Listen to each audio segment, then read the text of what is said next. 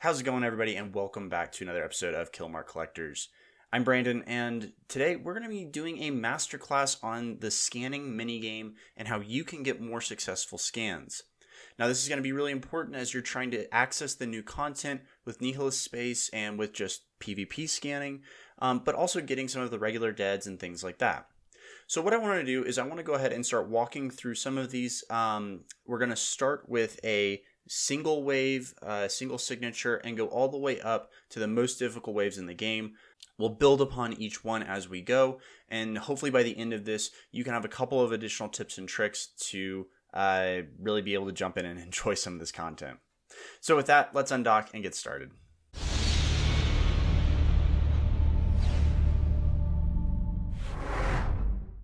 Before I begin, I want to make one quick announcement. I am apparently an idiot. In the last video where I was talking about being able to counter some of the scanning, I made a comment about covert op ships that are scanning, warping in to your anomaly and landing at 0. I have since learned that I either just completely missed it or there was a change between when I tested on Friday and released the video on Sunday. Most likely the first one, but yeah, we'll give my ego a little bit of a break. The same way that you can actually drag and warp at distance with anything else, you can do that with scanning as well. So just be aware of that. I still think it's worth dropping a can at 0 just in case somebody does accidentally fat finger or just doesn't know about it like me.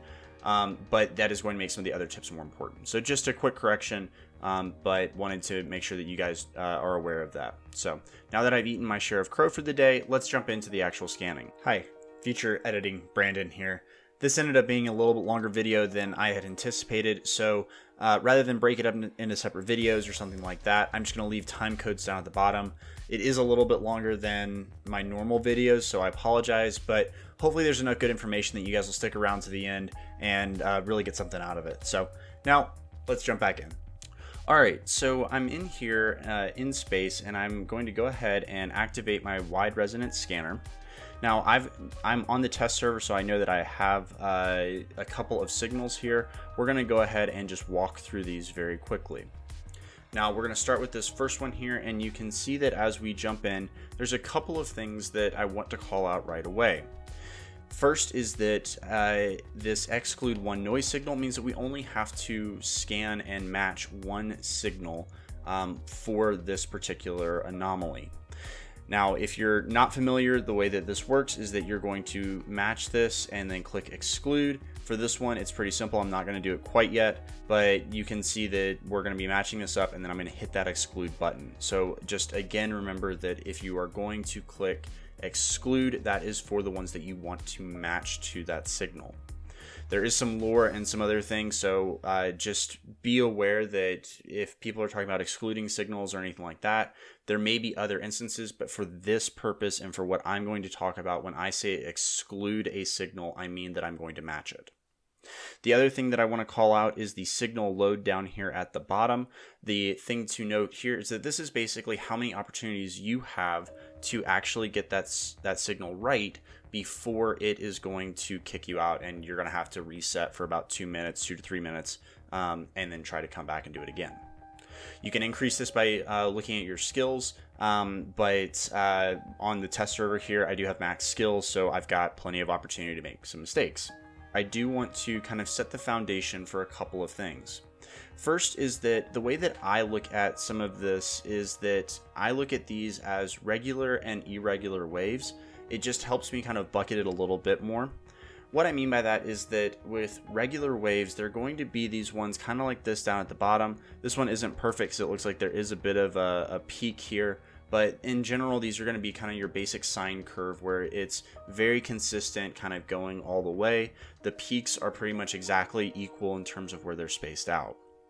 Now, in terms of irregular waves, these are going to be basically all of the other ones here, where they do have peaks and valleys that are different distances apart.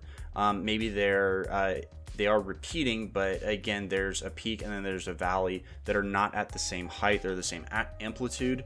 So just be kind of thinking about that. That's going to help us later on because we're going to be able to eliminate some of those waves just by looking at the way the patterns are repeating. Once we do think we have something, what I'm going to be talking about later is peak and signature alignment.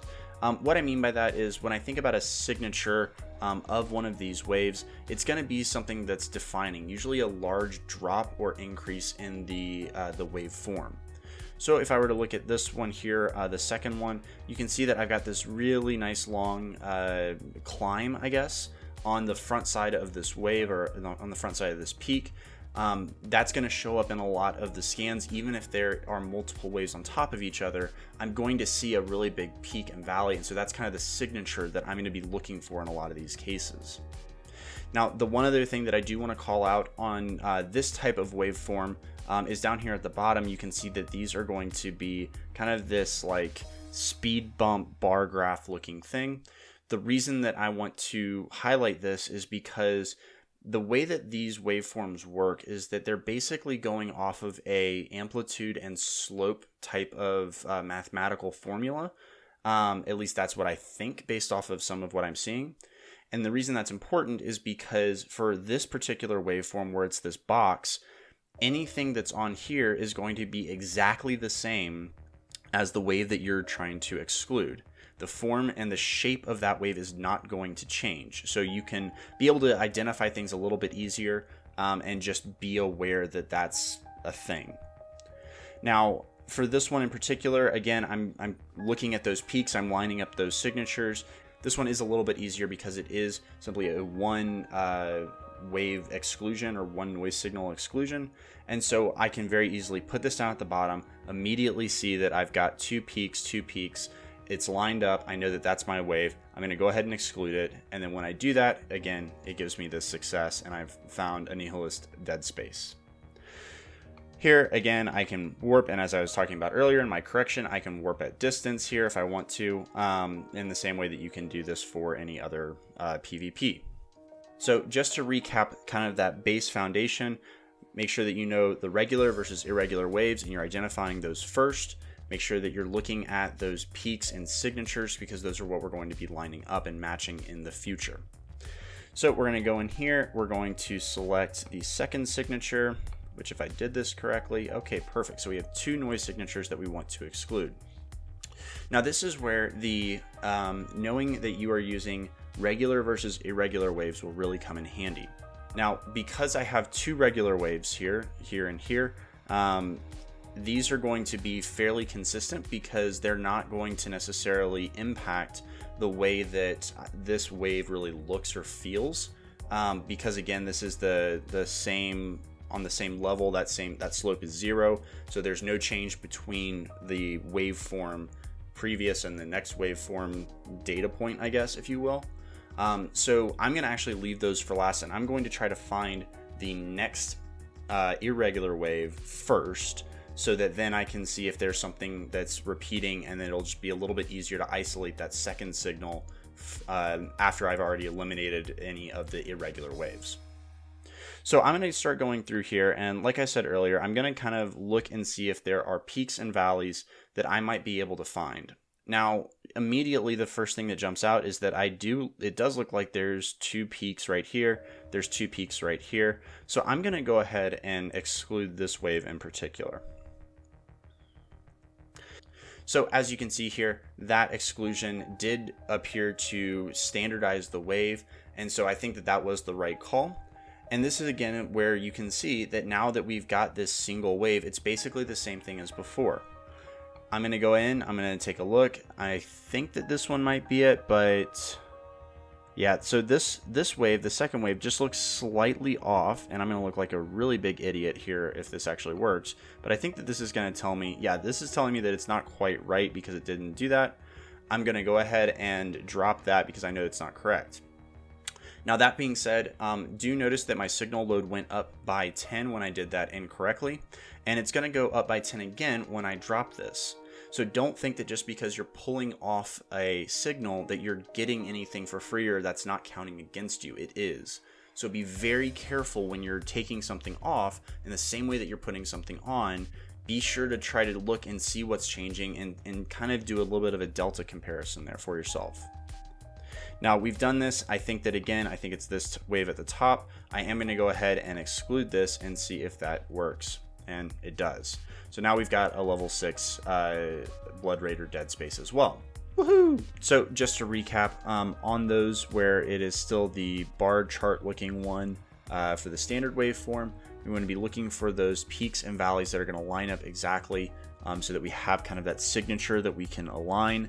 And then when we exclude those, we want to be excluding the irregular waves first, so that when we have a regular wave, it's going to be a little bit easier to identify after the fact. Now let's move into what I think most people struggle with, and that is the mountain peak looking waveform that is, I think, at the higher tier of the anomalies. It starts, I believe, with a level 8 Null Space anomaly, and then also with some of the larger fleets that you may see when you're PvPing. Now, the big thing that you need to understand here is how the actual standard waveform impacts the way that the waves on the right will actually look. And in order to do this, I think the easiest way is going to be for me to spawn an anomaly on the test server and go ahead and eliminate at least one wave so that we're only dealing with one, so I can show you kind of what it looks like. So let's do that now. Now, when we start looking at these types of standard waves forms, so that they're just a bunch of triangles, I want you to ignore this middle line here in the middle of the signal waves received tile, I guess.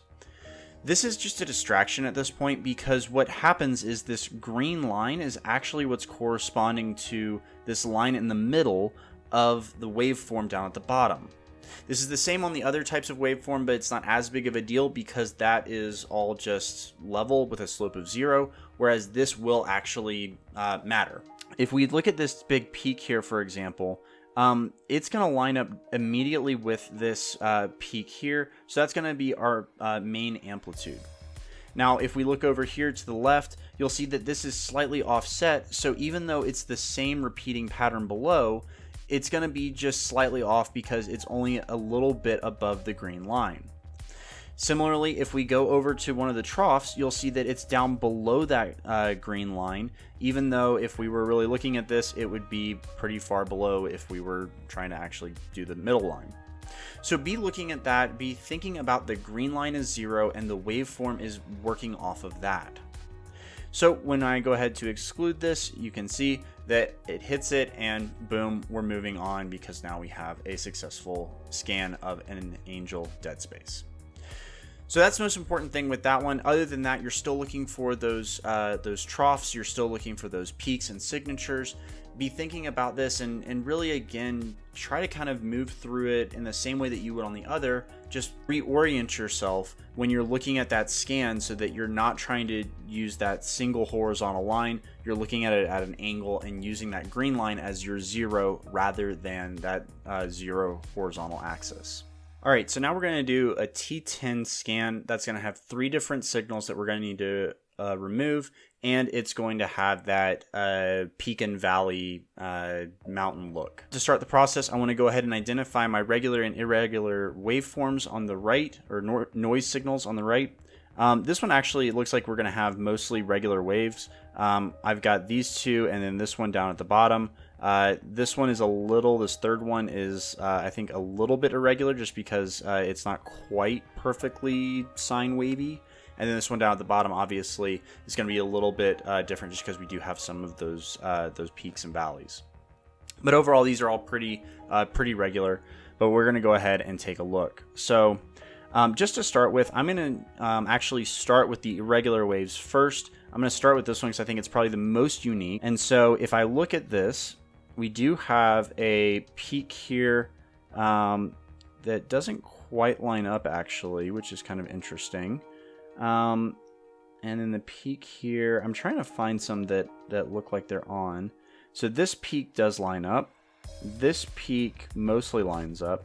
So I'm going to go ahead and I'm going to give this one a shot. So let's exclude that. Now we've got a couple more waves here. If you notice, it does look like we've got a nice little peak and valley here, but it really doesn't go too far past 0 down here. So that means that there's probably 2 that are offsetting. Now, if I look at this and I again say, okay, I need to find some that are peaks and valleys. Those are not. This one doesn't look like it quite lines up, so I'm going to skip that for now. So if we look at this one, does look like it's actually pretty well lined up. There's a peak along this line here that is above that that line. If we look over here, we've got another one, and then we do have a third over here. So I think this one is actually a pretty good option. I'm going to go ahead and exclude that. And now we've got this final view. And so again, I'm going to look at this. Interestingly, this is because this one is below the green line here. I don't think that it's actually one that is going to work. Same here. Now, if we look at this one, this actually I think might be it, because we've got above the green line here, above the green line here, below the green line, and then above the green line, above the green line. So I think this is going to be our third one. Fingers crossed, did I get it right? And boom, we did. I only had to record that twice. So I'm actually kind of impressed with myself. At this point, we have our dead spaces. We have a methodology that we can look at and understand how this minigame works. And hopefully it's helped you really understand how scanning is not just about the numbers. It's also about kind of thinking and applying some of these techniques that you can take to be able to be more effective. I hope you're able to take this, go scan some stuff down, test it out, and let me know down in the comments below if you have any other tips and tricks. I'm always looking for ways that I can improve, and I'm happy to share that back with y'all. Thanks again for joining. Until next time, fly safe.